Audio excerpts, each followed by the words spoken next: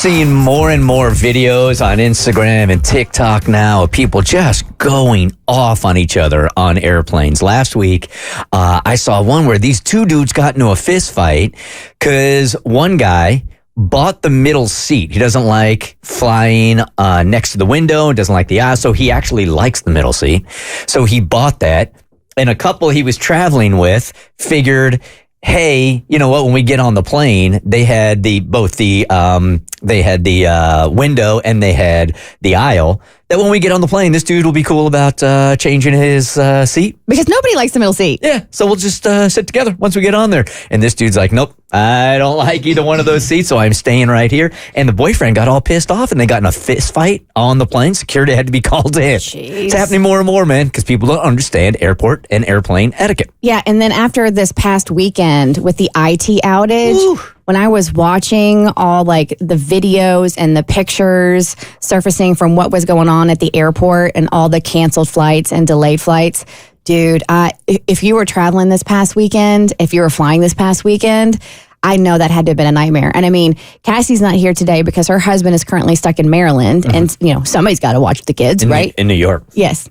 Oh yeah, that's right. He's in New York, and your son's in Maryland. Yeah, he can't get back either. You're supposed to get back Saturday morning. He's still not back. Still can't get back. Still can't get back, man. There were people that were literally spending the night in the Atlanta airport for 3 or 4 nights. Ooh, oh my gosh, that's a nightmare. All right, so this is very timely.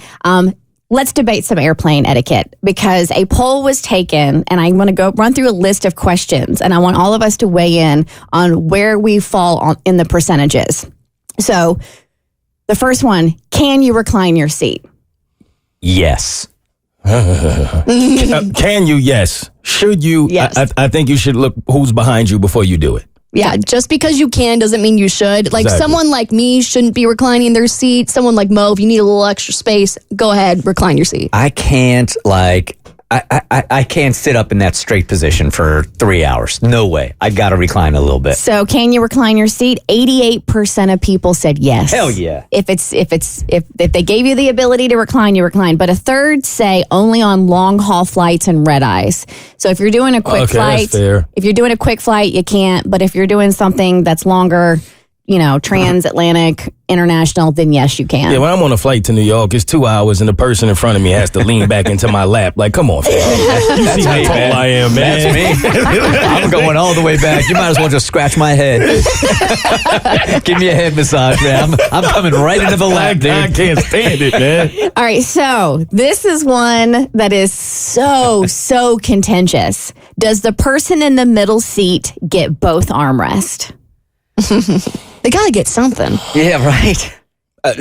Yeah.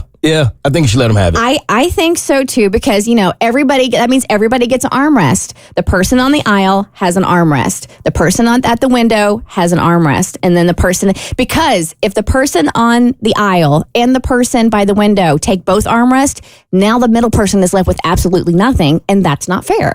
I think you should get both armrests. And you can lean, right? Like if you have the left or the right, in the middle, you can't lean anywhere, so that's fair. I mean, you can, but you about to make not a friend. Yeah.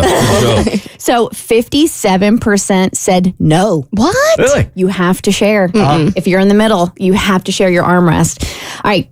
I think this one's a given. Can you bring smelly food on a plane? No. Keep your tuna at home. It's not that hard. Exactly. 92% said no. Can you take your shoes off? If your feet stay on the ground. That's my answer. International flight, yes. That's a long-ass flight. Yeah, you gotta Domestic, I'm not so sure. You gotta do what you can on an international flight to stay comfortable, so you can take them off if you want. Don't start using your feet for the touchscreen, though. I've seen that. Is that not disgusting? It's so nasty. So I try to use my tongue or forehead. That makes sense. Much more efficient. So if you don't follow passenger shaming, you're missing out. And her platform is very much like, keep your shoes on. You're in public, keep your shoes on. So for a long flight, I say yes, but you have to have socks on. You can't do barefoot on a plane. There's a couple of others when it comes to feet also. You can't clip your nails on a flight. You've seen that? I have seen it. And I have flown with a girl before that thought it would be a good time to put some nail polish on. Oh, wow. When the flight attendant said, you can't do that. Don't do your nails is on here. 92% of people agree with you that you can't do your nails. All right, feet on the floor. Yes. Absolutely. Only 68% said yes. What? Only 68% said you should never put your feet up against the seat in front of you. The other 32% are children under 4. I elbowed somebody barefoot once. I had to wash my elbow for 3 days. All right. Can you tuck a small item like a jacket or purse in the overhead bin?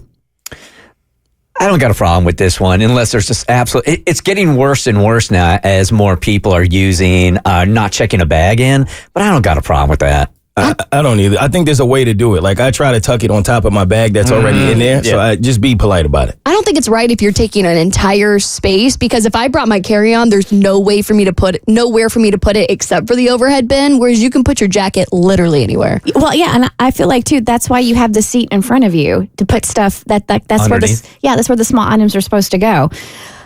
Flying with the baby, yes or no? That's the only thing it says. Flying with the baby. Yes. You don't have a choice. 1 in 4 wish it was never allowed. Yeah, well, wishing is a different thing. I wish Bert wouldn't recline his seat. That's going to happen too. So. All right, and then the last thing, phone calls after you land.